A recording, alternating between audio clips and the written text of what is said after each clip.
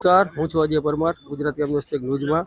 હાલ આપણે રાણપુર તાલુકા શાળાનું મુખ્ય મથક જે છે વોટ બેંક, ત્યાં કણે આપણે આજે બોટાદ જિલ્લાના પોલીસ વડા આઈપીએસ ધર્મેન્દ્ર સર્વ સાહેબ આપણી સાથે છે.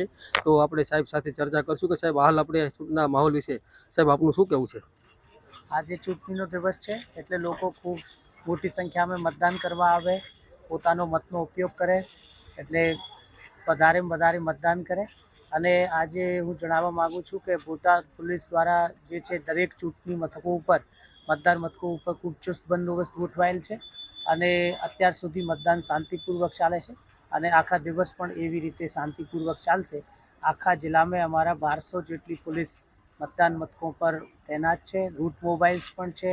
સિનિયર અધિકારી, ડીવાયએસપી રેન્કના અધિકારી, પીઆઈ એ બધા પણ ફિલ્ડમાં એટલે પોતપોતાના વિસ્તારોમાં રૂટ પેટ્રોલિંગ પણ કરી રહ્યા છે.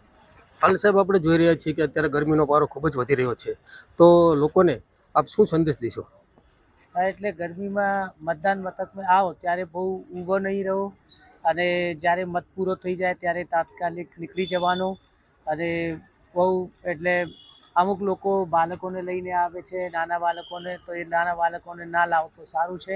અને તમે તમારે મતદાન મથકનો પહેલાંથી જ ખબર હોવી જોઈએ. અને તડકાનો સમય છે પણ છતાં આપણે કોઈ પણ પરિસ્થિતિમાં મતદાન એવું છે કે લોકતંત્રનો તહેવાર છે, એટલે આપણે બધા તડકા હોવા છતાં પણ આપણે 100% મતદાન કરવું જોઈએ. હાલ આપણે રાણપુર તાલુકા પંચાયતમાં 18 સીટો અને રાણપુરમાં આવતી 4 જિલ્લા પંચાયત વિશે સાહેબ આપનું શું કહેવું છે? એટલે ખૂબ શાંતિપૂર્વક અને સારી રીતે મતદાન થઈ રહ્યું છે અને આગળ પણ આવું જ ચાલશે. Okay, thank you. ખૂબ સાહેબે સારો સંદેશ આપ્યો છે પ્રજા માટે અને વધુમાં વધુ લોકો મતદાન કરે તેવી પણ પ્રશાસન દ્વારા અપીલ કરવામાં આવે છે.